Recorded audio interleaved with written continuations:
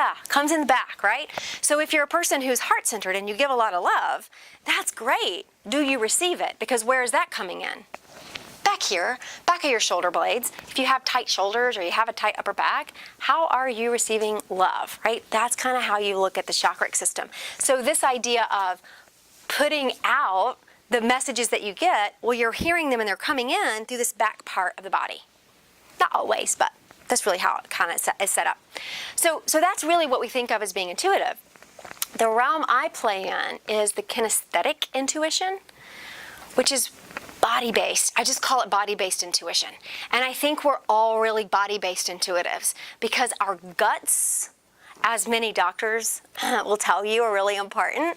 Our guts are where we start getting information when we're born. That's where our world is. That's the third chakra center, right? It's here. It's like, it's below the rib cage, but above the belly button, right? So it kind of sits right all in this space. This is our sense of self. This is our self-esteem. It's how we view ourselves. It's how we view the world. It's how we think the world views us back. This is where our intuition sits.